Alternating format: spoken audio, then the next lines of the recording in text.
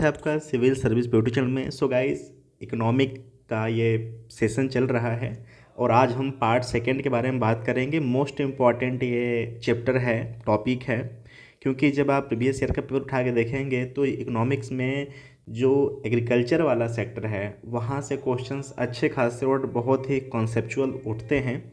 So part जो first था उसमें हमने बैंकिंग देखा था PT 365 में, और आज जो पार्ट 2 है उसमें हम एग्रीकल्चर की बात करेंगे। किन किन टॉपिक को हमें बात करना है हम ये एक बार देख लेते हैं। MSP पे बात करेंगे। नैनो यूरिया काफ़ी चर्चा में रहा है, ठीक है, okay.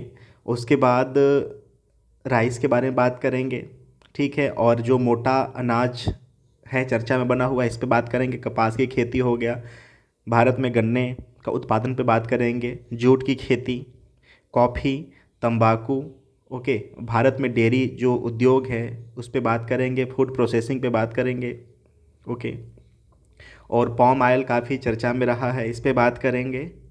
So I hope so कि आप इसके इम्पोर्टेंस को समझ पा रहे हैं कि जो टोटल एक साल में चर्चा का मुद्दा रहा है उस पर हम बात करेंगे। तो चलिए अभी स्टार्ट करते हैं सेगमेंट अपना। सो एग्रीकल्चर चैप्टर है, उसमें हमारा जो टॉपिक है न्यूनतम समर्थन मूल्य, मिनिमम सपोर्ट प्राइस, MSP, ठीक है। सो आर्थिक मामलों की मंत्रिमंडल समिति ने 2023-24 के लिए रबी फसल हेतु न्यूनतम समर्थन मूल्य वृद्धि को अपनी मंजूरी दे दी है। अब देखिए, जो रबी फसल होता है उसका जो मुख्य फसल है वो गेहूं होता है। गेहूं के साथ जो भी फसलें उगाए जाते हैं, ठीक है, आप उससे शॉर्ट की से कनेक्ट करेंगे ताकि आपको ये पता हो जाए कि अगर गेहूं नहीं आता है, ठीक है, गेहूं के साथ मसूर की खेती, ठीक है, मटर की खेती, ये सारे रबी के फसल होते हैं, ठीक है। जो खरीफ होता है वो धान का खेती का होता है, ठीक है, और जो जायद होती है वो बहुत कम समय का होता है और सब्जी की खेती का होता है, ठीक है। तो आई होप सो कि रबी, खरीफ और जायद को आप समझ गए कि रबी और खरीफ और जायद की मुख्य फसलें कौन सी होती हैं। MSP के बारे में जानते हैं। यह एक न्यूनतम समर्थन, एक मूल्य समर्थन मूल्य होता है। किसानों को उनके उत्पादों के लिए गारंटीकृत मूल्य और निश्चित बाजार उपलब्ध कराने के लिए सुरक्षा जाल के रूप में कार्य करता है। जो MSP है प्रणाली को गेहूं के लिए 1966 से 67 यानी 1996 से 67, ओके, ये टाइमिंग याद रखना, 66 से 67 के बीच में आरंभ किया गया था। बाद में इसमें अन्य आवश्यक खाद्य फसलों को शामिल करते हुए इसका विस्तार किया गया है, ठीक है। और इन खाद्यान्नों को बाद में जो सार्वजनिक वितरण प्रणाली है PDS के माध्यम से सब्सिडी दरों पर गरीबों को बेचा जाने लगा, ठीक है। MSP आधारित जो खरीद होती है, खरीद प्रणाली का उद्देश्य किसानों को कई अवांछित कारकों जैसे कि मानसून, जानकारी के अभाव आदि कारण फसलों की कीमतों में होने वाली उतार चढ़ाव से बचाना होता है में, ठीक है। MSP के अंतर्गत जो शामिल फसलें हैं, 4 प्रकार की वाणिज्यिक फसलें हैं, कपास, गन्ना, खोपरा, कच्चा जूट, ठीक है। 7 प्रकार के अनाज हैं, धान, गेहूं, मक्का, बाजरा, ज्वार, रागी और जौ। 5 प्रकार की दालें, चना, अरहर, अरहर को ही तूर कहते हैं, उड़द, मूंग और मसूर। 7 प्रकार के तिलहन, ओके, सरसों, मूंगफली, सोयाबीन, सूरजमुखी, तिल, कुसुम, नाइजर सीड या राम तिल, ओके। सो आई होप आप समझ गए कि भारत में किनको किनको MSP के अंतर्गत लाकर रखा गया है, ठीक है। MSP को कृषि लागत और मूल्य आयोग CACP, ठीक है, की सिफारिश के आधार पर वर्ष में 2 बार तय किया जाता है। इसके बाद CCEA द्वारा इसे स्वीकृति दी जाती है। ये जो CCEA है, cabinet committee on economic affair, यानी आर्थिक मामलों के मंत्रिमंडलीय समिति, ठीक है। सो जो आर्थिक मामलों के मंत्रिमंडलीय समिति है ये आप प्लीज़ याद रखना, वहाँ पे क्वेश्चंस यहाँ से भी बन सकता है, ठीक है। सो कृषि लागत और जो मूल्य आयोग है भारत सरकार के कृषि और किसान कल्याण मंत्रालय का एक संलग्न मंत्रालय है, सॉरी कार्यालय है। CACP किसान द्वारा किए गए खर्चों के आधार पर MSP निर्धारित करता है। तो हमारे लिए क्वेश्चन की देखिए बहुत इम्पॉर्टेंट हो जाता है कि जो CACP है ना, ठीक है, CACP कृषि लागत और मूल्य आयोग, कृषि लागत मूल्य आयोग, ये भारत सरकार के कृषि और किसान कल्याण मंत्रालय के संलग्न कार्यालय है। मैं रिपीट कर दे रहा हूँ, भारत सरकार के कृषि और किसान कल्याण मंत्रालय, कृषि और कल्याण मंत्रालय के संलग्न एक कार्यक्रम है। क्वेश्चन अगर आ जाता है कि CACP यानी कृषि लागत और मूल्य आयोग किसके अंतर्गत आता है, तो आप बताओगे कि यह कृषि और किसान कल्याण मंत्रालय के अंतर्गत ये संलग्न एक कार्यालय है जो कि MSP के लिए काम करता है, ठीक है। राष्ट्रीय किसान आयोग स्वामीनाथन समिति ने भी सिफारिश की थी कि MSP को भारित औसत उत्पाद लागत में कम से कम 50% अधिक निर्धारित किया जाना चाहिए, ठीक है। मूल्य स्थिरीकरण कोष, प्राइस स्टेबलाइजेशन फंड, PSF को 2014-15 में कृषि सहकारिता और किसान कल्याण विभाग के तहत स्थापित किया गया था। तो ये टाइमिंग आप याद रखेंगे। इस कोष का महत्व क्या है? इसके तहत एक रणनीतिक बफर बनाए रखने का प्रावधान किया गया है। इसमें आवश्यकता पड़ने पर बाजार में दाल, प्याज और आलू जैसी कमोडिटी को आपूर्ति की जा सकती है। इसके कीमतों के उतार चढ़ाव में कमी आएगी तथा इससे जमाखोरी, सौदेबाजी से संबंधित गतिविधियों में भी कमी आएगी। यह किसान संघों से खेत मंडी पर प्रत्यक्ष खरीद को बढ़ावा देता है। नैनो यूरिया क्या है? नैनो यूरिया देखिए चर्चा में क्यों, हमारे एग्जाम के लिए इंपॉर्टेंट, क्योंकि एक नया इनोवेशन है और किसानों के हक में ये बहुत अच्छा इनोवेशन है। तो इसको देखते हैं। कलोल स्थित इफ्को के नैनो जैव प्रौद्योगिकी अनुसंधान केंद्र ने नैनो यूरिया विकसित किया है। देखिए स्टेट पीसीएस के लिए जगह आप याद रखना, कलोल, ठीक है। कलोल स्थित जो इफ्को संस्था है, नैनो जैव प्रौद्योगिकी अनुसंधान केंद्र ने नैनो यूरिया विकसित की है। क्या है यह? नैनो यूरिया एक पेटेंट प्राप्त रासायनिक नाइट्रोजन उर्वरक है। इसमें 20 से 50 नैनोमीटर के नैनो नाइट्रोजन कण होते हैं। नैनो यूरिया को पोषक तत्व उपयोग क्षमता 80% से अधिक है। इसके विपरीत जो पारंपरिक दानेदार यूरिया होती है उसका जो क्षमता है वह 30 से 50% है, ठीक है। नैनो यूरिया की जो पोषक तत्व उपयोग क्षमता अधिक इसलिए है क्योंकि नैनो यूरिया के सतह द्रव्यमान अनुपात अधिक होता है और यह विशेषता पौधों को पोषक तत्व की नियंत्रित उपलब्धता में मदद करते हैं। देखिए इसलिए हमारा लिए जो नैनो यूरिया है वो दानेदार जो यूरिया होती है उससे ज़्यादा ये उपयोगी हो चुका है। यह फसल उत्पादकता को 8% तक बढ़ाता है, ठीक है। प्रोडक्शंस के लिए भी, जो क्रॉप प्रोडक्शन है उसके लिए भी इम्पोर्टेंस हो जाता है, ठीक है। इफ्को नैनो यूरिया के लाभ क्या है? खेती को आसान और संधारणीयता बनाने की ओर एक कदम है। अधिक फसल उपज होगा, किसानों की आय वृद्धि होगी, बेहतर खाद्य गुणवत्ता होता है और रासायनिक उर्वरक के उपयोग में कमी आएगी, पर्यावरण के अनुकूल है और परिवहन और भंडार में आसानी होगा, ठीक है। नैनो यूरिया पारंपरिक यूरिया के उत्पादन में वृद्धि के साथ 2025 तक यूरिया आयात को खत्म करने में भारत की मदद कर सकता है, ठीक है। सरकार का लक्ष्य है कि 2023 में नैनो DAP SSP यूरिया मिश्रण को लॉन्च करना है, ठीक है। जो नैनो डायमोनियम फास्फेट यानी नैनो DAP और सिंगल सुपर फास्फेट SSP तथा यूरिया का मिश्रण इस क्षेत्र की आयात निर्भरता को कम करने में मदद कर सकता है, ठीक है। ये जो नैनो DAP है, नैनो DAP और SSP यूरिया ये सिंगल भी क्वेश्चन आ सकता है। तो आपको पता होना चाहिए कि जो नैनो DAP है नैनो डायमोनियम फास्फेट DAP और जो एसएसपी है, सिंगल सुपर फास्फेट एसएसपी तथा यूरिया का मिश्रण इस क्षेत्र में जो आयात हो रही है यूरिया के उस पर निर्भरता को कम कर सकता है, यानी आयात को घटवा सकता है। ठीक है। डाई अमोनियम फास्फेट को लोकप्रिय रूप से डीएपी के रूप में जाना जाता है।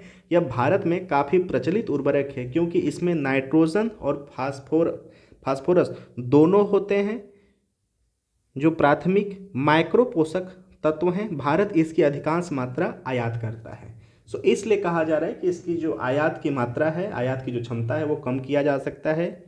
ठीक है, क्योंकि भारत इसका अधिक मात्रा में आयात भी करता है। ठीक है। डीएपी के बाद एसएसपी सबसे प्रचलित फास्फेटिक उर्वरक है क्योंकि इसमें कई सूक्ष्म पोषक तत्वों के साथ पादपों के लिए 3 प्रमुख पोषक तत्व जैसे कि फास्फोरस, सल्फर, कैल्शियम शामिल होते हैं। यह भारत में उपलब्ध है। ठीक है। सो आई होप कि आप डीएपी, नैनो डीएपी और एसएसपी यूरिया आप इसके इंपॉर्टेंस समझ पा रहे हैं। सो प्लीज़ आप इसको नोट डाउन भी कर लेना।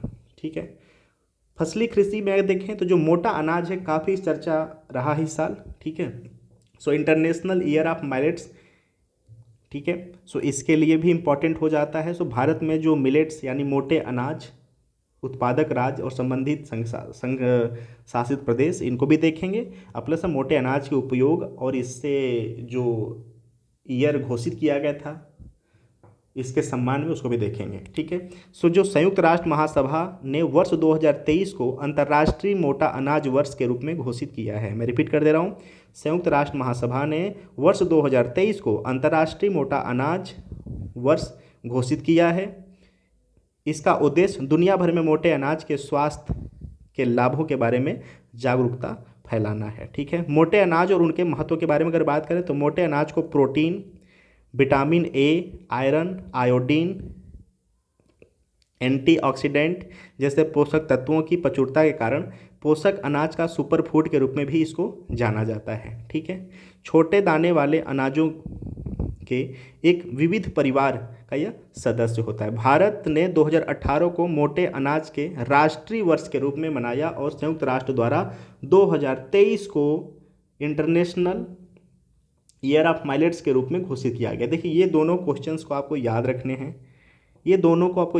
कुछ क्वेश्चन यहाँ से बन सकता है। तो आई होप सो कि आप इसके इम्पोर्टेंस को समझेंगे। ठीक है। कि भारत 2018 को मोटे अनाज का राष्ट्रीय वर्ष घोषित किया था। और अगर अंतर्राष्ट्रीय पटल पे देखें तो संयुक्त राष्ट्र महासभा ने 2023 को इंटरनेशनल ईयर ऑफ मिलेट्स घोषित किया है। ठीक है। तो ये 2018, 18 और 2023 इसको याद रखो। 18 इंडिया के परिप्रेक्ष्य में और 2023 इंटरनेशनल। ठीक है। इन्हें मुख्यतः समशीतोष्ण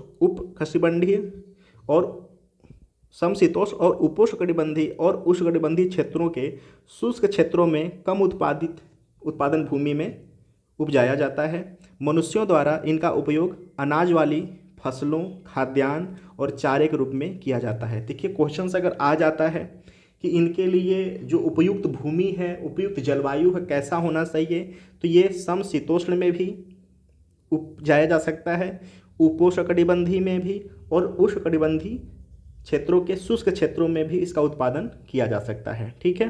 भारत में उगाए जाने वाले मोटे अनाज जो प्रमुख फसलें हैं, बाजरा, ज्वार, ठीक है, मंडुआ या रागी, ठीक है, जिसमें कि बाजरे का सर्वाधिक उत्पादन होता है भारत में। ठीक है।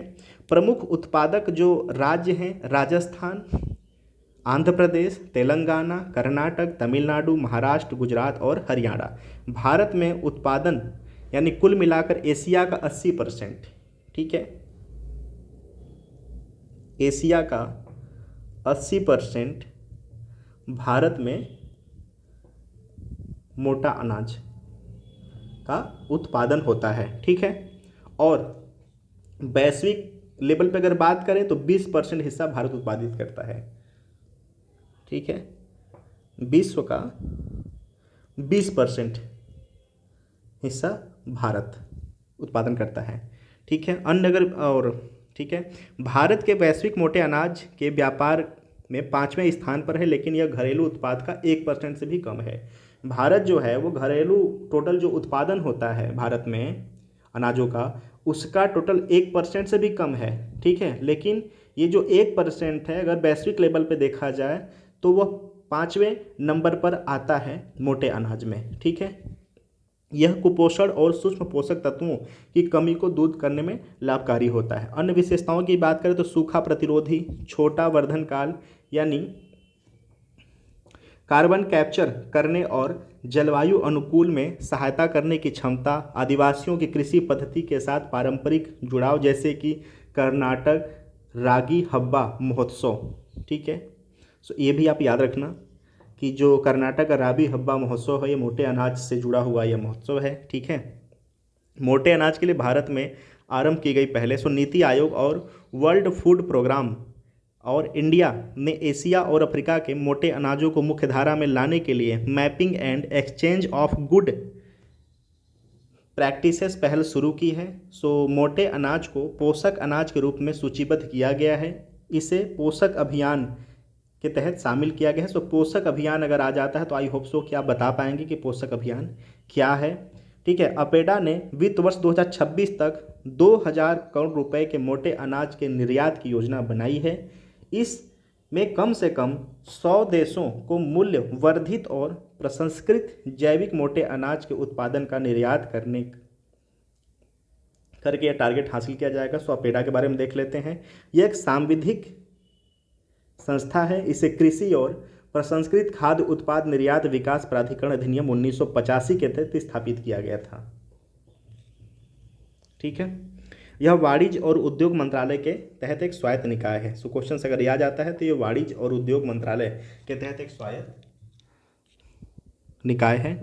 एपेडा कृषि उत्पादों के निर्यात को बढ़ावा देने के लिए बुनियादी ढांचे और गुणवत्ता में सुधार कर रहा है, ठीक है। ये हमने एपेडा के बारे में जान लिया। अब चावल धान की खेती के बारे में कुछ चर्चाएं आई हैं, हमारे लिए इम्पॉर्टेंट है, देख लेते हैं।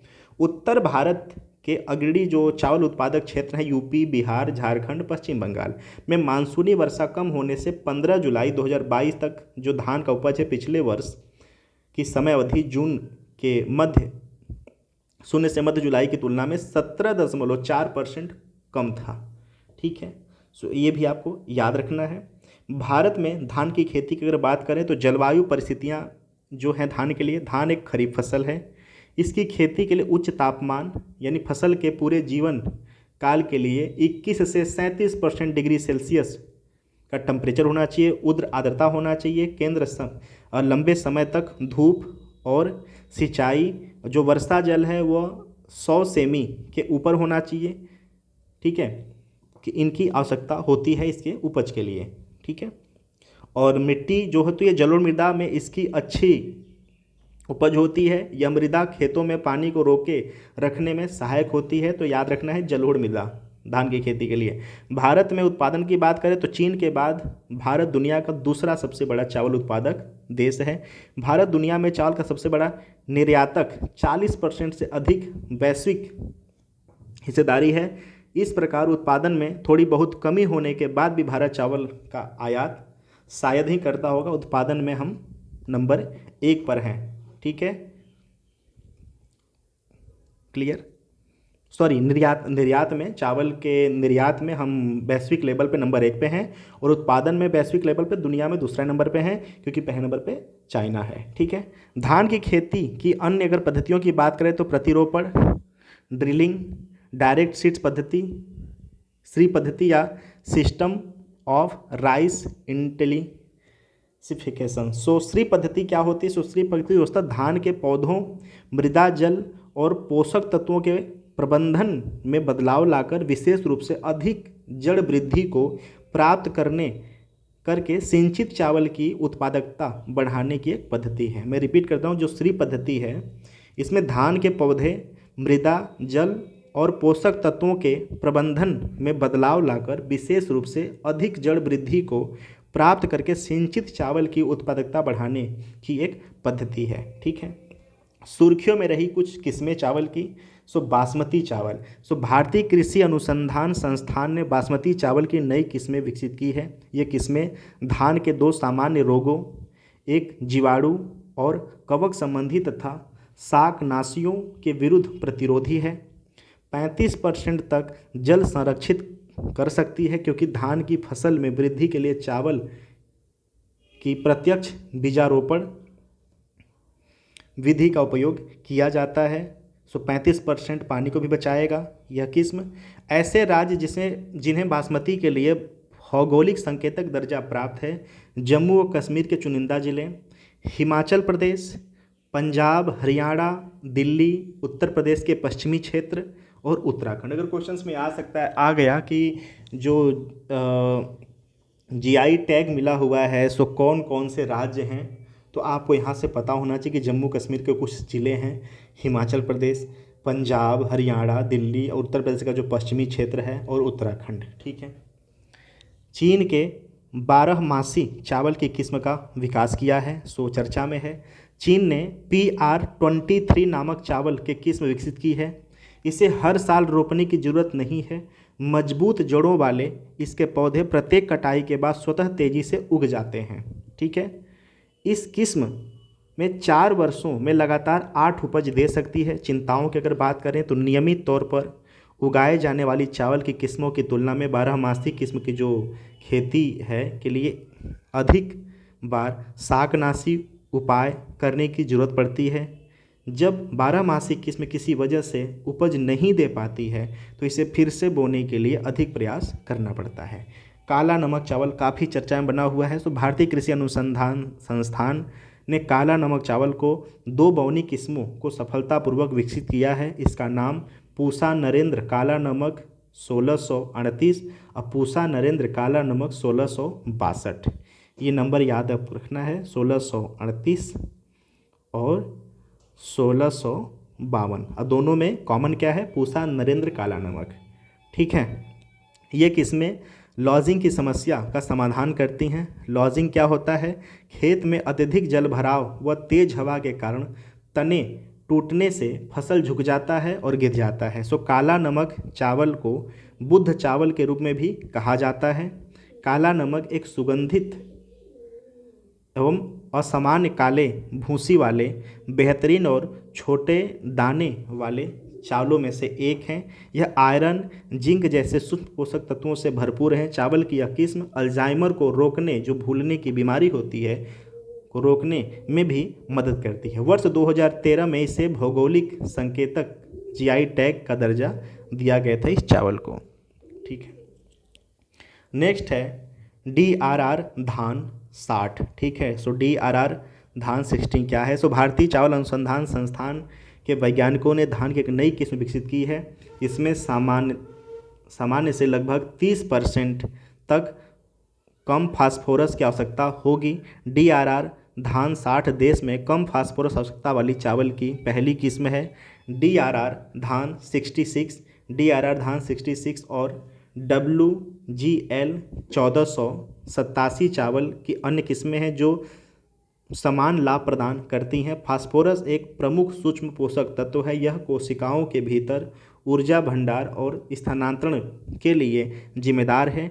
यह पौधों में जड़ के विकास में तेजी लाने में मदद करता है और साथ ही यह अधिक नाइट्रोजन ग्रहण की सुविधा भी प्रदान करता है। इससे अधिक प्रोटीन युक्त उपज प्राप्त होती है। सो सारे के सारे देखिए कंटेंट को आपको बहुत अच्छे से ध्यान देना है। जब जीएम फसल की बात आएगी ना तो वहाँ पे भी DRR धान 60 का चर्चा आएगा। तो आई होप सो आप इसको याद रखेंगे। ठीक है। मैं रिपीट कर दे रहा हूँ कि DRR धान 66, DRR धान 65 और WGL 1487 चावल की अन्य किस्में हैं जो समान लाभ प्रदान करती हैं। फास्फोरस, ठीक है, एक प्रमुख सूक्ष्म पोषक तत्व है। यह कोशिकाओं के भीतर ऊर्जा भंडारण स्थानांतरण के लिए जिम्मेदार होता है। देखिए फास्फोरस के यहाँ पे बात क्यों आई है? क्योंकि भारतीय चावल अनुसंधान संस्थान ने वैज्ञानिकों ने धान की नई किस्म विकसित की है। इसमें सामान्य से लगभग 30% तक कम फास्फोरस की आवश्यकता पड़ती है। ठीक है, तो इसलिए फास्फोरस के यहाँ पे चर्चा किया गया है। ठीक है, गन्ने के उत्पादन से जुड़ी हुई चर्चा है, मस्ट इंपॉर्टेंट। इसको हम देखते हैं कि क्या है ये। भारत 2021-22 में दुनिया का सबसे बड़ा चीनी उत्पादक देश बन गया है। इसके बाद ब्राज़ील का स्थान है। ठीक है, भारत दुनिया की चीनी के दूसरे सबसे बड़े निर्यातक के रूप में भी उभरा है। देखिए, इन दोनों लाइन को प्लीज़ आप ध्यान देना कि 2021-22 की अगर बात करें तो भारत दुनिया का सबसे बड़ा चीनी उत्पादक देश है। इसके बाद ब्राज़ील है। उत्पादन की बात करें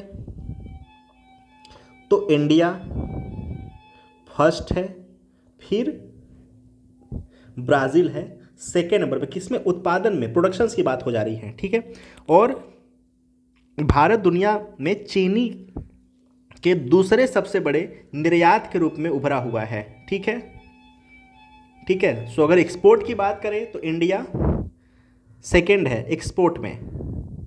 ठीक है, इसने लगभग 40,000 करोड़ रुपए की विदेशी मुद्रा अर्जित की है। गन्ने की खेती के लिए जलवायु और परिस्थितियों की अगर बात करें तो इसकी खेती के लिए 21 डिग्री सेल्सियस से 27 डिग्री सेल्सियस के बीच औसत तापमान के साथ गर्म और आर्द्र जलवायु की आवश्यकता होती है। ये देखिए, क्वेश्चंस कई बार आ चुका है एग्जाम में। स्टेट पीसीएस का सबसे चहीता क्वेश्चन ये रहा है कि गन्ने की खेती के लिए सबसे उपयुक्त जो टेम्परेचर है क्या होता है। 21 डिग्री सेल्सियस से 27 डिग्री सेल्सियस के बीच का जो औसत तापमान है से के साथ गर्म और आर्द्र जो जलवायु होती है उपयुक्त होती है गन्ने की खेती के लिए।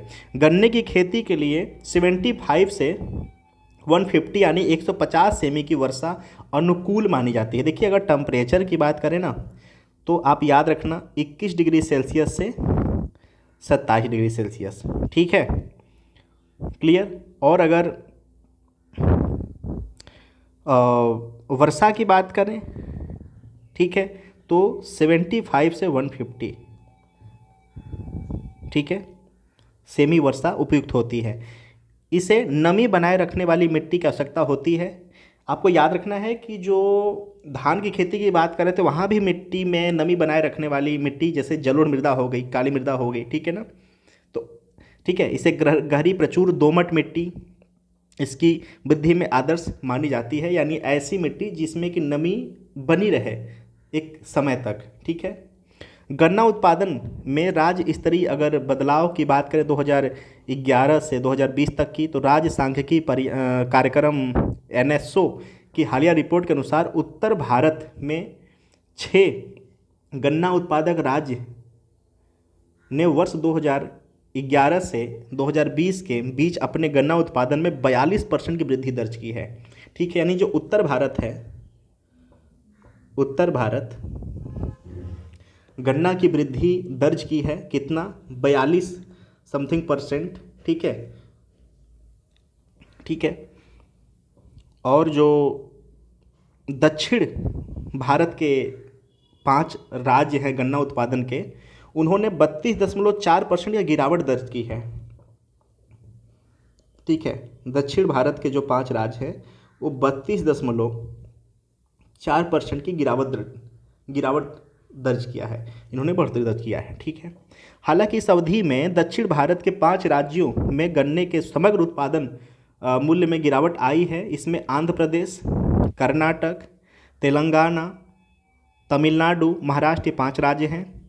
इन राज्यों में महाराष्ट्र ने 5 साल के अंतराल के बाद भारत में शीर्ष चीनी उत्पादक के रूप में अपना स्थान फिर से हासिल करते हुए उत्तर प्रदेश को पीछे छोड़ दिया है। ठीक है, सो आज के समय अगर क्वेश्चन आता है कि चीनी उत्पादन में पहला स्थान भारत में कौन सा है, तो आपको याद रखना है महाराष्ट्र, महाराष्ट्र, महाराष्ट्र। ठीक है, उत्तर प्रदेश में गिरावट क्यों हुआ? सो एथेनॉल उत्पादन के लिए गन्ने का अत्यधिक उपयोग, पूर्वी उत्तर प्रदेश में निचले इलाकों में अतिवृष्टि और जल भराव से फसल का नुकसान। ठीक है, अधिकांश क्षेत्र में गन्ने के एक ही किस्म अर्थात CO0238 की खेती, ये गन्ने का किस्म है। इससे यह रेड रॉट फंगल डिजीज से ग्रसित हो जाता है। सो ये जो रेड रॉट है ना, रेड रॉट, यह गन्ने में लगने वाला एक कीट रोग है, तो आप आइसोप इसको याद रखेंगे। ठीक है, गन्ना उत्पादन के लिए दक्षिणी राज्यों में प्राथमिकता क्यों दी गई है? दक्षिण भारत में जो मिलें नहीं हैं, जो मिल है वो आज के समय में मॉडलाइज वहाँ पे मशीन लगे हुए हैं, उनकी तकनीक नई है, ठीक है। और चीनी संचयन के लिए अनुकूल परिस्थितियाँ हैं, ठीक है। भारत के उत्तरी भागों जलोढ़ मिट्टी की तुलना में इस क्षेत्र की काली मिट्टी अधिक उपजाऊ है, ठीक है। अब जो चीनी संचयन के लिए अनुकूल परिस्थितियां हैं उसमें से 3 भाग हैं क्या? कई घंटों तक धूप रहती है, स्वच्छ आकाश के साथ ठंडी रातें रहती हैं और इस क्षेत्र का अक्षांशीय स्थिति बेहतर है, ठीक है, नॉर्थ के अपेक्षा।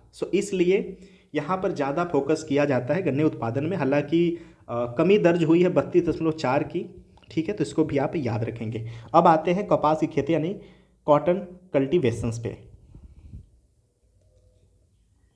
चर्चा में क्यों है कि केंद्र सरकार ने कुछ प्रकार की जीनोम संशोधित फसलों को आनुवंशिक रूप से संशोधित या जीएम फसलों पर लागू कठोर विनियमों से छूट दी है, ठीक है। इसमें ऐसी फसलों पर आगे अनुसंधान एवं विकास का मार्ग प्रशस्त हुआ है।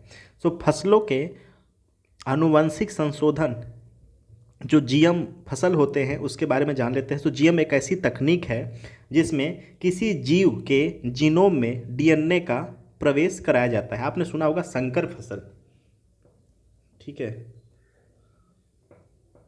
संकर फसल यानी 2 फसलों को आपस में मिलाया जाता है और एक नए फसल, एक नए तरह के क्रॉप का आविष्कार किया जाता है। उसी के बारे में है, ठीक है। जीनोम में डीएनए का प्रवेश कराया जाता है, आप यहाँ से आप जीएम को कनेक्ट कर पाना, ठीक है। बी नियमन क्या है? जेनेटिक इंजीनियरिंग मूल्यांकन समिति भारत में किसी भी जीएम सामग्री की मंजूरी के लिए विनियामक संस्था है। आई होप आप इसको याद रखेंगे। ये भी क्वेश्चन आ सकता है कि जो जीएम फसल होते हैं उनके लिए जो विनियामक संस्था है वो कौन सा है, तो आप याद रखेंगे कि जेनेटिक इंजीनियरिंग मूल्यांकन समिति भारत में किसी भी जीएम सामग्री की मंजूरी के लिए विनियामक संस्था है। यह पर्यावरण, वन, जलवायु परिवर्तन मंत्रालय के तहत एक वैधानिक निकाय है, ठीक है। एक वैधानिक निकाय है। क्वेश्चन यहाँ से भी बनता है, आप इसको भी याद रखना। बीटी कपास BG1 BG2 यह देश में वाणिज्यिक खेती के लिए, ठीक है, जेनेटिक इंजीनियरिंग मूल्यांकन समिति द्वारा अनुमति प्राप्त एकमात्र जीएम फसल है, ठीक है। हरियाणा सरकार BG2 RRF का फील्ड ट्रायल करने के लिए अनापत्ति प्रमाण पत्र यानी NOC जारी किया है। यह बीटी कपास की एक शाकनाशी सहिष्णु और कीट प्रतिरोधी किस्म है। ये भी क्वेश्चन अगर आ जाता है कि ऐसा कौन सा राज्य है जिसने कि फील्ड ट्रायल के लिए अनुमति दी है, तो हरियाणा राज्य, ठीक है। कपास की फसलों के बारे में से एक खरीफ की फसल है।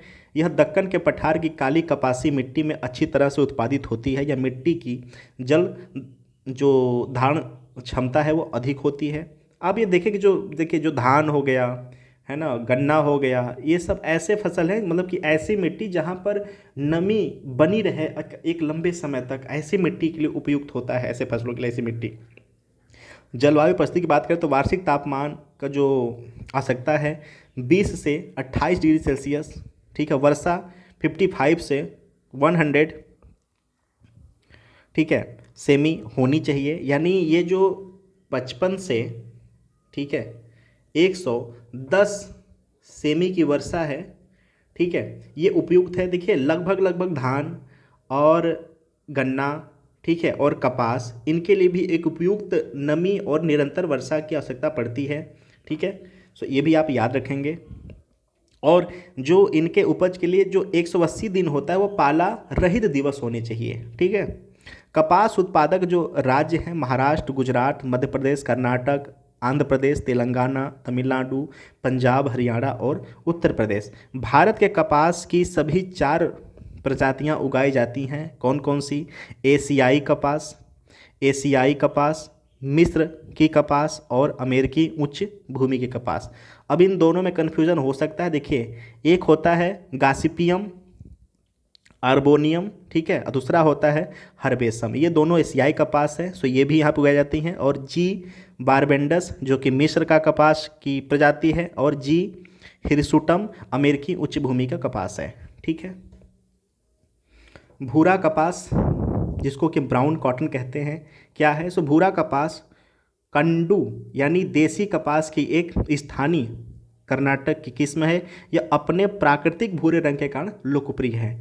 ठीक है। भूरा कपास वर्षा पर निर्भर कपास की एक किस्म है। दक्षिण भारत का पर्यावरण इसके लिए उपयुक्त है। प्राकृतिक रूप से उगने वाले भूरे रंग के कपास कीट और सूखा प्रतिरोधी होते हैं। भूरे कपास के मामले में रंगाई की पूरी प्रक्रिया समाप्त हो जाती है, अर्थात इसमें डाई का प्रयोग सीमित हो जाता है तथा जल का कम उपयोग होता है। साथ ही अपशिष्ट जल कम मात्रा में उपयुक्त उत्पन्न होते हैं तथा रसायनों की कम खपत होती है। इसका जो फैब्रिक है ये एलर्जी इसमें गैर एलर्जिक होती है। ठीक है, प्रकृति का होता है। साथ ही इसमें सूर्य से आने वाली जो पराबैंगनी यूवी किरणें होती हैं, रेज होती हैं, उससे सुरक्षा प्रदान करता है। तो एक इम्पॉर्टेंट ये है भूरा कपास यानी ब्राउन कॉटन, ये भी आपको याद रखना है। ठीक है, चलिए आगे चलते हैं। पिंक बाल वर्म क्या होता है? PBW। सो हाल ही में पंजाब और हरियाणा में कपास फसल चक्र में आरंभिक चरण में PBW संक्रमण की सूचना प्राप्त हुई है। सो पिंक माल वर्म क्या होता है? सो पैक्टिनोफोरा गासिपियला एक कीट है। ठीक है, इसे कपास की कीट के रूप में भी जाना जाता है। तो आई होप सो आप इसके समझ गए कि यह कपास के फसलों के लिए कीट है। ठीक है, जो कि कपास के फसल पे होता है। ये ऐसा माना जाता है कि यह पूर्वी हिंद महासागर क्षेत्र का स्थानिक जीव है। वयस्क मादा PBW कॉटन बाल्स पर अंडे देती है और अंडों से निकलने वाला जो लार्वा है वो बीजों को खा जाता है और कपास के रेशों को नुकसान पहुंचाते हैं। इससे उपज गुणवत्ता कम हो जाती है। ठीक है। GM सरसों DMH11। हाल ही में सरकार ने GM सरसों DMH11 के पर्यावरणीय रिलीज की मंजूरी दे दी है। GM सरसों DMH11 का विकास बार्नेज बारस्टार प्रणाली के माध्यम से किया गया है। यह हाइब्रिड बीजों की एक उत्पादन प्रणाली है। इसका उपयोग स्वपरागित फसलों में किया जाता है। ठीक है, यानी आप ये याद रखना कि जो स्वपरागण करते हैं ना, जैसे जो सरसों होता है, ठीक है, सरसों पर देखेंगे छोटे छोटे पुष्प लगे होते हैं और इसमें एक पाउडर सा लगा होता है। ठीक है, जब हवा या बारिश हल्की होती है ना, तो ये जो परागण कर हैं ये आपस में मिलते हैं। ठीक है, सो इस प्रक्रिया को कहते हैं स्वपरागण। ठीक है, तो इसको याद रखना कि स्वपरागित फसलों में किया जाता है। मैं रिपीट कर दूं, आई होप समझ जाएंगे। जो GM सरसों DMH11 है कि विकास बार्नेज बास्टर प्रणाली के माध्यम से किया गया है। ये हाइब्रिड बीजों की एक उत्पादन प्रणाली है। इसका उपयोग स्वपरागित यानी जो पुष्प जो फसल स्वयं से परागण कर लेते हैं, मतलब परागित कर लेते हैं, ठीक है, फसलों में किया जाता है। इसमें फसल की उपज और इसके इनपुट में वृद्धि होती है। इस प्रक्रिया को हाइब्रिड विगर या हेटेरोसिस के रूप में जाना जाता है। इसमें बैसिलस एमाइलोलिक्फेंस नामक मृदा में पाए जाने वाले जीवाणुओं से अलग किए गए 2 बाहरी जीव शामिल हैं। नई दिल्ली विश्वविद्यालय ने centre for genetic manipulations of crop plants ने विकसित किया है। इसे सरसों की पूर्वी यूरोपीय किस्म अर्ली हीरा 2 म्यूटेंट बारस्टार और भारतीय किस्म वरुण बार्नेज लाइन के मध्य क्रॉस ब्रीडिंग से विकसित किया गया है। ये दोनों क्रॉस ब्रीडिंग का नाम आप याद रखना, अर्ली हीरा 2, ठीक है, और दूसरा वरुण, इन दोनों का क्रॉस ब्रीडिंग किया गया है। जो धारा मस्टर्ड हाइब्रिड 11 यानी DMH11 है, राष्ट्रीय चेक वरुण की तुलना में लगभग 28% अधिक और क्षेत्रीय चेक्स से 37% ज़्यादा उपज प्रदान करेगा। ये चेक्स क्या है? सो चेक्स किसी क्षेत्र में सरसों की किस्म का सूचक है। आमतौर पर नई किस्मों की व्यावसायिक खेती की अनुमति देने से पहले यह साबित करना होता है कि यह पुरानी किस्म से अधिक उपज देती है। So this is called checks. ठीक है, यह किस्म खेती के लिए तथा भोजन और चारे के लिए भी सुरक्षित है, जिसमें गैर ट्रांसजेनिक फसलों की ओर मधुमक्खियों का समान आकर्षण देखा गया है। सो आई होप सो आप इसके इंपॉर्टेंस को समझ गए। सो DMH11 आपको याद रखना है, ठीक है। नेक्स्ट है हमारा जूट की खेती, जूट कल्टीवेशंस। सो कृषि मंत्रालय के तीसरे अग्रिम अनुमानों के अनुसार भारत का जो जूट उत्पादन है वर्ष 2021-22 में घटकर 1.77 मिलियन टन रह गया है। वर्ष 2011-12 में 2.03 मिलियन टन का उत्पादन हुआ था, ठीक है। सो इससे आंकड़ा लगाया जा सकता है कि इसका उत्पादन घटा है।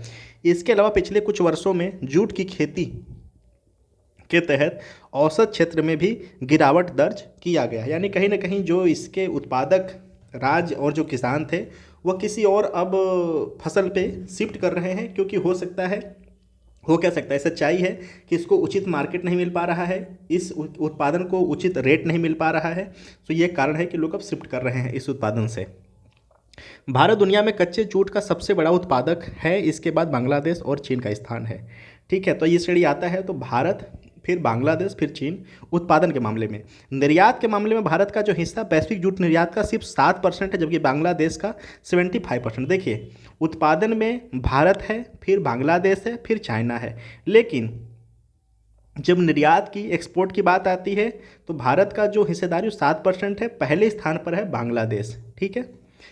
जूट और जूट के उद्योग के बारे में। सो जूट एक महत्वपूर्ण नकदी फसल है, ठीक है। इसे सुनहरा रेशा, गोल्डन फाइबर भी कहा जाता है। यह एक लंबा, मुलायम और चमकदार प्राकृतिक रेशा होता है। इसका उपयोग वस्त्र क्षेत्र में भी कई तरह से किया जाता है।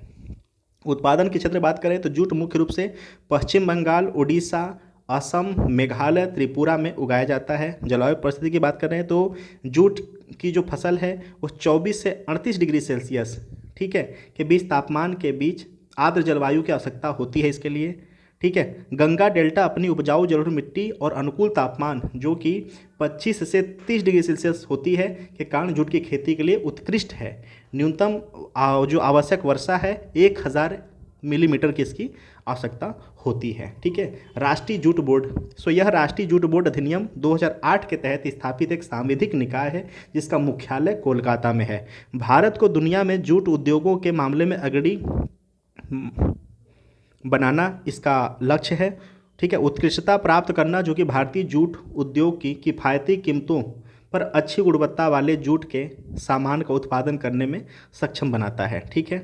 और इसकी महत्वपूर्ण और जानकारी की बात करें तो यह वस्त्र मंत्रालय के अधीन कार्य करता है। यहाँ से क्वेश्चन आ सकता है, आई होप सो आप इसको याद रखेंगे। वस्त्र मंत्रालय के प्रभावी सचिव बोर्ड के पदेन अध्यक्ष होते हैं, ठीक है।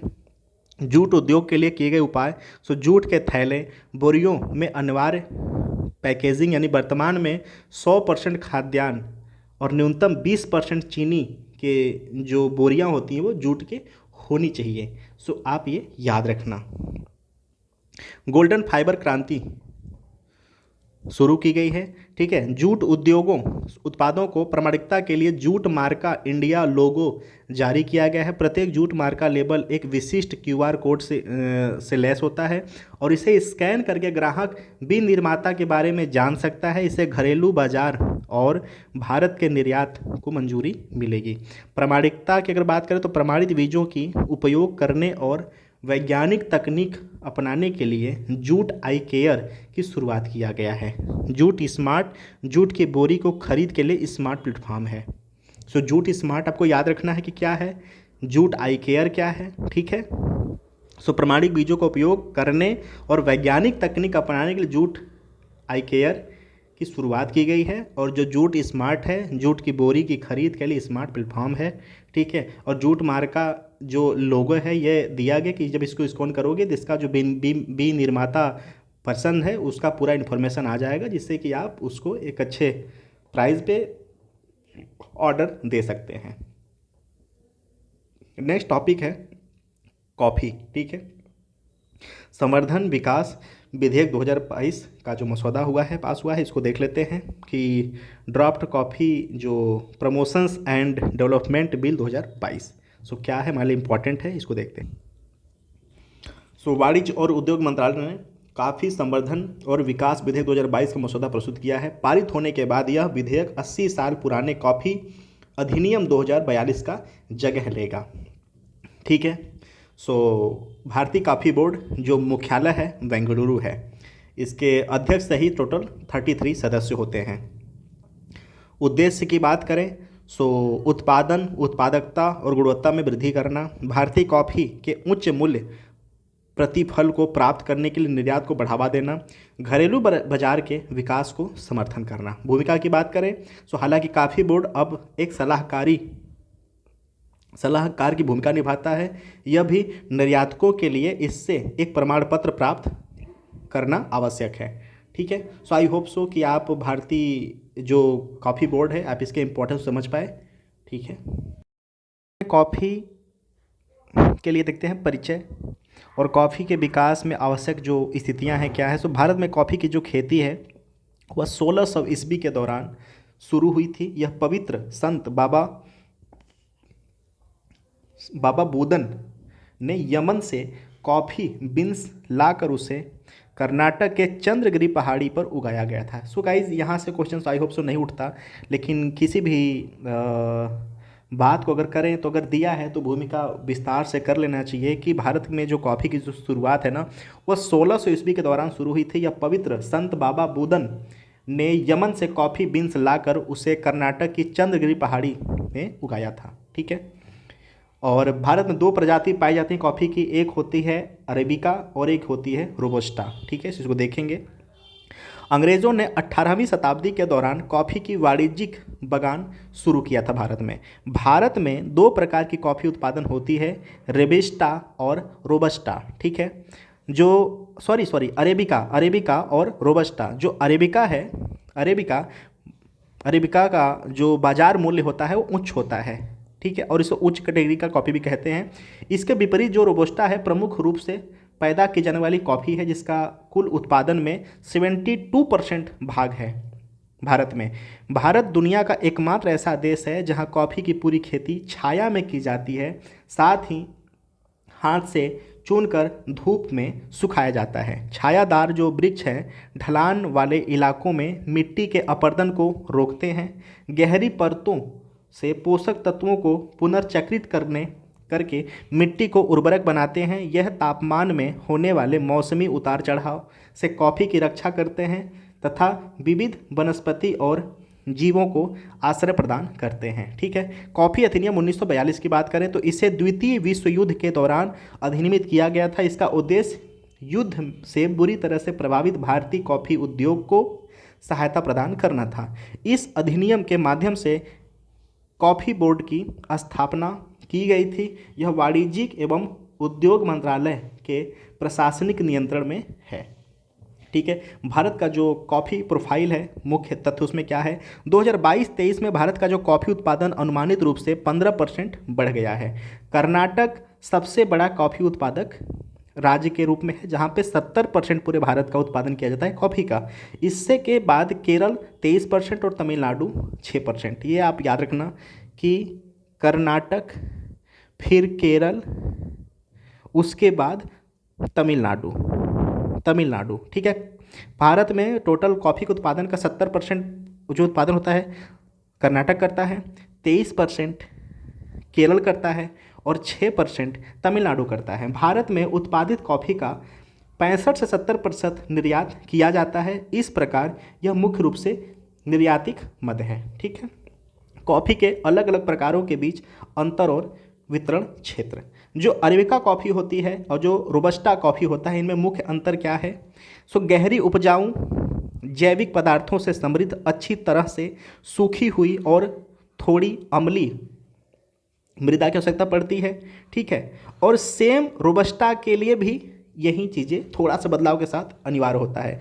ढलान की बात करें तो जो अरेबिका कॉफ़ी होती है वह हल्की से मध्यम ढलान और जो रोबस्टा होती है वह हल्की ढलान से लेकर के पर्याप्त रूप से समतल क्षेत्र पर उगता है। ऊंचाई की बात करें तो 1000 से 1500 मीटर की ऊंचाई पर इसका उपज होता है और यह 500 से 1000 मीटर। ठीक है, तापमान की बात करें तो इसको 15 डिग्री सेल्सियस से 25 डिग्री सेल्सियस तक तापमान व शांत स्थिर मौसम, इसके लिए 25 डिग्री सेल्सियस से 30 डिग्री सेल्सियस तक तापमान तथा गर्म व आर्द्र मौसम। ठीक है, ये मेजर डिफरेंस है, इसको याद रखेंगे। और आर्द्रता की बात करें, ह्यूमिडिटी की बात करें तो 70 से 80% और यहाँ पर 80 से 90%। ठीक है, वार्षिक वर्षा जो है वो अरेबिका कॉफ़ी के लिए 1600 से 2500 mm और रोबोस्टा के लिए 1000 से 2000 mm। ठीक है, सो आई होप सो कि आप समझ गए कि क्या इम्पोर्टेंस है और इनके लिए उपजाऊ जो मिट्टी और इन्वायरमेंट और कैसी परिस्थिति की आवश्यकता पड़ेगी। ठीक है, अब आता है नेक्स्ट टॉपिक हमारा तंबाकू की खेती, टोबैको कल्टीवेशंस। सो पहली बार आंध्र प्रदेश राज्य सहकारी विपणन संघ लिमिटेड ने संयुक्त राज्य अमेरिका को 120 टन तंबाकू का निर्यात किया है। यह कदम निम्न श्रेणी की किस्मों हेतु खरीदार खोजने के लिए संघर्ष कर रहे किसानों की राहत देने के लिए उठाया गया है। तंबाकू बोर्ड की बात करें तो इसका जो स्थापना हेडक्वार्टर है गुंटूर आंध्र प्रदेश में है। इसका गठन 1 जनवरी 1976 को तंबाकू बोर्ड अधिनियम 1975 की धारा 4 के तहत तंबाकू उत्पादकों, व्यापारियों और निर्यातकों को सुविधा प्रदान करने के लिए वैधानिक निकाय के रूप में किया गया था। तंबाकू उत्पादकों और भारतीय तंबाकू उद्योग के समग्र विकास के लिए प्रयास करना है इसका उद्देश्य। ठीक है, अन्य महत्वपूर्ण जानकारी की बात करें तो यह वाणिज्यिक और उद्योग मंत्रालय के तहत कार्य करता है। बोर्ड का प्राथमिक कार्य तंबाकू और उसके संबद्ध उत्पादों की सभी किस्मों के निर्यात को बढ़ावा देना है। इसके कार्यों में फ्लू, क्लोड, वर्जीनिया यानी FCV तंबाकू का उत्पादन, वितरण, घरेलू खपत और निर्यात के लिए और विनिमय भी शामिल है। भारत में तंबाकू खेती की बात करें तो देश में लगभग 4.5 लाख हेक्टेयर क्षेत्र में तंबाकू की खेती होती है। विश्व स्तर पर यह कुल उत्पादन का 9% है। भारत विश्व में चीन के बाद तंबाकू का दूसरा सबसे बड़ा उत्पादक है। ठीक है, चाइना के बाद इंडिया किसमें, प्रोडक्शंस में। आई होप सब इसको भी याद रखेंगे। भारत विश्व में ब्राज़ील के बाद दूसरा सबसे बड़ा निर्यातक भी है। ठीक है, निर्यातक में भी हम सेकंड है, उत्पादन में भी सेकंड है, लेकिन उत्पादन में चाइना पहला है और निर्यात में, एक्सपोर्ट में भारत दूसरा है और पहला कौन है, ब्राज़ील। ठीक है, तंबाकू खेती के लिए जो जलवायु परिस्थितियां हैं क्या है, मूल रूप से तंबाकू एक अर्ध उष्णकटिबंधीय फसल है। हालांकि इसे उष्णकटिबंधीय क्षेत्र में भी सफलतापूर्वक उगाया जा सकता है। इसकी फसल की वृद्धि के लिए 100 से 120 दिनों तक पाला रही जलवायु तथा 80 डिग्री हाइट के औसत तापमान की आवश्यकता होती है। अच्छी तरह से वितरित यानी 88 से 125 मिलीमीटर प्रति माह वर्षा की ज़रूरत होती है। ठीक है, फसल वृद्धि के दौरान तंबाकू तेज हवा, तूफान सहन नहीं कर सकता। इसकी खेती के लिए हल्के से मध्यम दोमट मिट्टी की जरूरत होती है। इस मिट्टी में ह्यूमस का मात्रा कम तथा पोटास, फॉस्फेरिक एसिड और आयरन अधिक मात्रा में होते हैं। तंबाकू उत्पादन अगर प्रमुख राज्य की बात करें तो गुजरात, आंध्र प्रदेश, उत्तर प्रदेश और कर्नाटक है। ठीक है, संबंधित सुर्खियाँ, रबर बोर्ड और भारत में रबर बागान। रबर बोर्ड एक वैधानिक संगठन है। इसे रबर अधिनियम 1947 के तहत गठित किया गया है। इसमें 75 साल पूरे कर चुके हैं अब तक अपने गठन का। ठीक है, इसलिए इम्पोर्टेंट है और मे भी क्वेश्चंस में आए। ठीक है, यह बोर्ड मुख्यालय कोट्टायम केरल में है। ठीक है, और वाणिज्य और उद्योग मंत्रालय के प्रशासनिक नियंत्रण में कार्य करता है। तो क्वेश्चंस यहाँ से भी बन सकता है। ठीक है, बोर्ड का अध्यक्ष केंद्र सरकार नियुक्त करती है। वर्तमान में इसके अध्यक्ष सहित 29 सदस्य हैं। ये प्राकृतिक रबड़ उद्योग के विभिन्न हितों का प्रतिनिधित्व करते हैं। भारत में अगर रबड़ बागान की बात करें तो लैटेराइट या दोमट मिट्टी में उगाए जाने वाले रबड़ बागान के लिए 2000 से 4500 mm की वार्षिक वर्षा और उष्णकटिबंधीय जलवायु की आवश्यकता पड़ती है। देखिए, ये मिट्टी वाला क्वेश्चन आ चुका है, मैक्सिमम टाइम ये पूछा गया है। सो आई होप आप इसके क्वालिटी को क्वेश्चंस के समझना। न्यूनतम और अधिकतम तापमान की बात करें तो 25 से 34 डिग्री सेल्सियस के बीच होना चाहिए। सापेक्ष आर्द्रता 80% होनी चाहिए। प्रमुख उत्पादक की बात करें तो केरल सबसे बड़ा उत्पादक है रबड़ का और उसके बाद तमिलनाडु का हिस्सा आता है। ठीक है, अन्य उत्पादक की बात करें तो त्रिपुरा, असम, मेघालय, उड़ीसा भी है। कृत्रिम रबड़ के उपयोग की बात करें तो चिकित्सा उपकरणों में, सर्जिकल दस्तानों में, ठीक है, विमान, ठीक है, और कार के टायर, पैसिफायर इत्यादि में इसका उपयोग किया जाता है। नेक्स्ट हमारा जो टॉपिक है भारत का डेयरी क्षेत्र। हाल ही में international dairy federations world dairy summit IDF WDS 2022 आयोजित किया गया था। इसका जो पहला संस्करण है 1974 में आयोजित किया गया था। भारत में यह दूसरी बार आयोजित किया जा रहा है, इसलिए इम्पोर्टेंट हो जा रहा है, एक लंबे समय के बाद इसका आयोजन है। ठीक है, यह उद्योगपतियों, किसानों और नीति नियोजकों आदि सहित वैश्विक तथा भारतीय डेयरी हितधारकों का एक समूह है। ठीक है, भारत का डेयरी क्षेत्र की अगर बात करें तो यह अकेली सबसे बड़ी कृषि से संबद्ध कमोडिटी है जो राष्ट्रीय अर्थव्यवस्था में 5% का योगदान देती है। विश्व में गोवंशी पशुओं की सर्वाधिक आबादी के साथ भारत दुग्ध उत्पाद में प्रथम स्थान पर है। ठीक है, वैश्विक लेवल पर वैश्विक दूध उत्पादन में भारत की हिस्सेदारी 23% है। यहाँ वार्षिक तौर पर 210 मिलियन टन दूध की उत्पादन होती है। भारत में सर्वाधिक दूध उत्पादन करने वाले जो 5 राज्य हैं उत्तर प्रदेश, राजस्थान, मध्य प्रदेश, गुजरात और आंध्र प्रदेश। ठीक है, महत्वपूर्ण संस्थान की बात करें तो राष्ट्रीय डेयरी जो विकास बोर्ड है, ठीक है, डीडीबी, शुरू में सोसाइटी अधिनियम 1860 के तहत एक सोसाइटी के रूप में पंजीकृत था। बाद में संसद द्वारा पारित राष्ट्रीय डेयरी विकास बोर्ड अधिनियम 1987 के द्वारा तत्कालीन भारतीय डेयरी निगम के साथ इसका विलय कर दिया गया। राष्ट्रीय डेयरी अनुसंधान जो संस्थान है, भारतीय कृषि अनुसंधान परिषद और राष्ट्रीय डेयरी अनुसंधान संस्थान करनाल, हरियाणा अपना शताब्दी वर्ष मना रहा है। इसे वर्ष 1923 में स्थापित किया गया था। तो आई होप इसके आप इम्पोर्टेंस को समझ पा रहे हैं। ठीक है, चलिए आगे चलते हैं। राष्ट्रीय गोपाल रत्न पुरस्कार क्या है? सो मत्स्य पालन, पशुपालन, डेयरी मंत्रालय ने वर्ष 2022 के लिए राष्ट्रीय गोपाल रत्न पुरस्कार की घोषणा की है। ठीक है, जो राष्ट्रीय गोपाल रत्न पुरस्कार NGRA है, पशुधन डेयरी क्षेत्र में सर्वोच्च राष्ट्रीय पुरस्कारों में से एक है।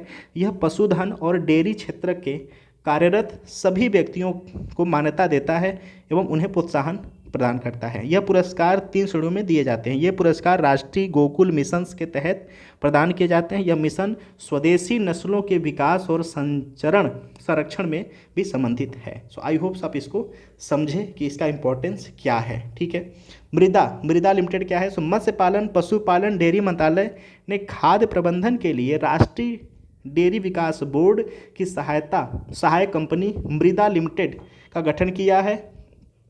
ठीक है, क्लियर? सो जो राष्ट्रीय डेयरी विकास बोर्ड है कि पूर्ण स्वामित्व वाली एक सहायक कंपनी है जो देश भर में खाद्य प्रबंधन पहल के क्षेत्र में कार्य करेगी। ठीक है, नेक्स्ट हमारा टॉपिक है भारत में खाद्य प्रसंस्करण सेक्टर यानी food processing sector in India. ठीक है, सो कृषि उत्पादों को खाने पीने लायक खाद्य पदार्थों में बदलने या किसी खाद्य पदार्थ का मूल्य वर्धन कर उसे दूसरे खाद्य पदार्थ में बदलने को खाद्य प्रसंस्करण कहते हैं। ठीक है, भारत में खाद्य प्रसंस्करण क्षेत्र की स्थिति दुनिया के सबसे बड़े खाद्य प्रसंस्करण क्षेत्रों में से एक है। पिछले वर्षों में खाद्य प्रसंस्करण के क्षेत्र लगभग 11.18 की औसत वार्षिक वृद्धि दर से बढ़ा है। विश्व में मसाले के उत्पादन और निर्यात में भारत का पहला स्थान है। भारत दूध, दाल, जूट के उत्पादन में प्रथम, फलों और सब्जियों के उत्पादन में द्वितीय, अनाज के उत्पादन में तीसरे स्थान पर है। भारत सरकार का जो 2019 का लिपि था निकला सारणी रिपोर्ट। ठीक है, नेक्स्ट हमारा जो टॉपिक है एशियन पाम ऑयल एलायंस। ठीक है, अपोवा, APOA।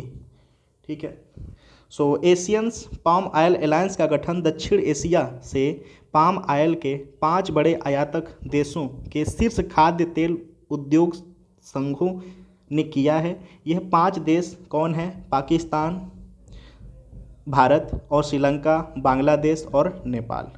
ठीक है, पाम ऑयल की बात करें तो खाद्य उत्पादों और औद्योगिक उद्योगों में किया जाता है। 2 किस्में हैं, एलेस गिनेंसिस, ठीक है, या एलेस ओलिफेरा।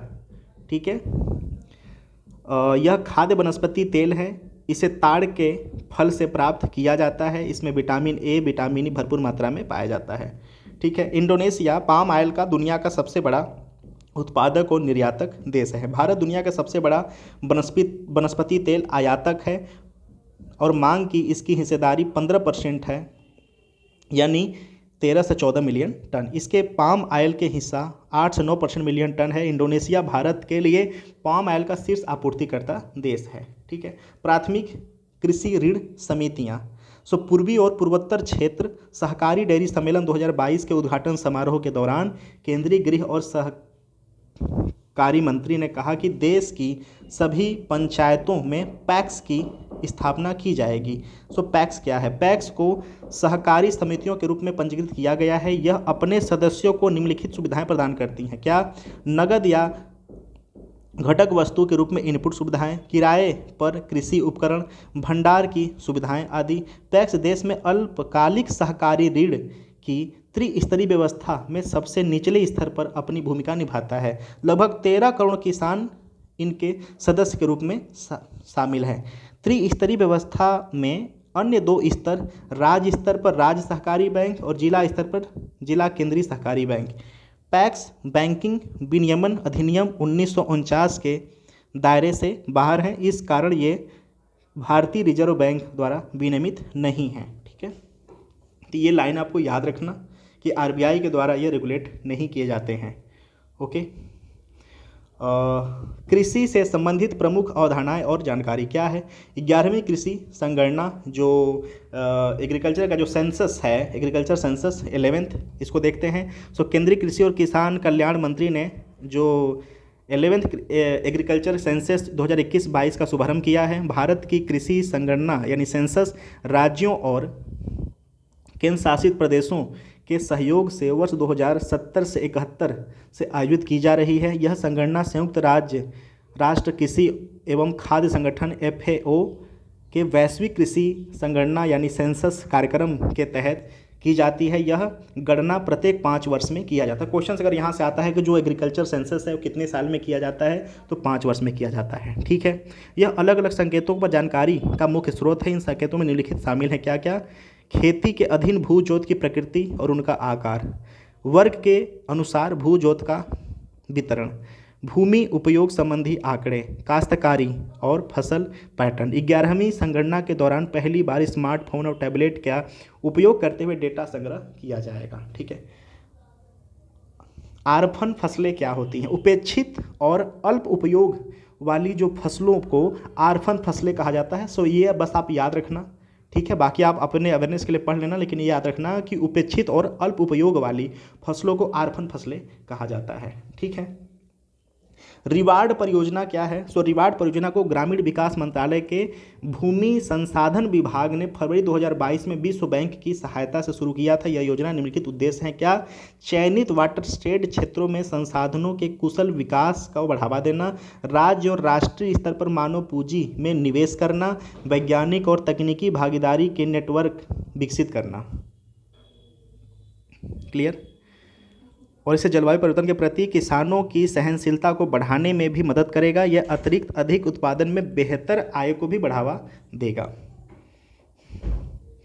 नेक्स्ट हमारा टॉपिक है ब्लू ट्रांसफॉर्मेशंस रोड मैप 2022। संयुक्त राष्ट्र के खाद्य और कृषि संगठन FAO ने ब्लू ट्रांसफॉर्मेशन रोड मैप जारी किया है। यह रोड मैप मत्स्यायन समिति के संधारणी मत्स्यपालन और जलीय कृषि के लिए घोषणा पत्र 2021 अनुरूप किया है। जो FAO है परिषद की एक सहायक संस्था। इसकी स्थापना 1965 में किया गया था। यह एकमात्र वैश्विक अंतर सरकारी मंच है जहां FAO के सदस्य मत्स्य पालन और जलीय कृषि से संबंधित मुद्दों एवं चुनौतियों की समीक्षा तथा उन पर विचार करने के लिए बैठक करते हैं। नेक्स्ट है कृतज्ञ 3.0 क्या है? यह फसल सुधार के लिए त्वरित प्रजनन को बढ़ावा देने हेतु एक राष्ट्रीय स्तर पर हैतकॉम है। इसका मुख्य भारत में फसल उत्पादन में समग्र संधारणीयता एवं लचीलापन सुनिश्चित करना है। नेक्स्ट है ई नाम, ई मतलब राष्ट्रीय बाजार। सो कृषि एवं किसान कल्याण मंत्रालय ने ई नाम के तहत प्लेटफॉर्म्स लॉन्च किया है।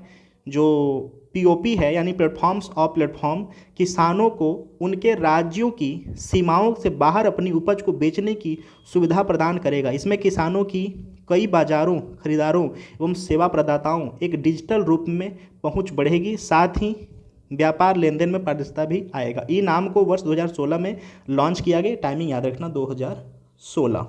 ठीक है। यह एक Akhil Bharatiya electronic trading portal है।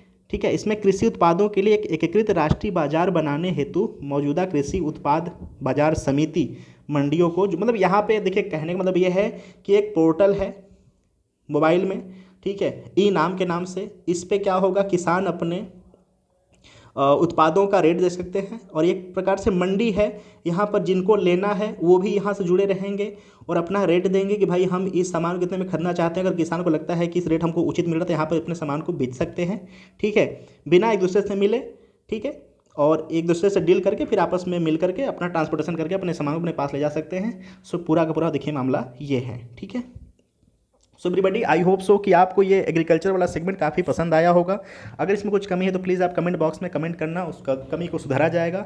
और ये देखिए ये प्रीवियस ईयर पेपर के डिमांड के हिसाब से इंपॉर्टेंस एनालिसिस किया गया है। सो आई होप सो आप इसको लाइक करें। Thank you so much for watching.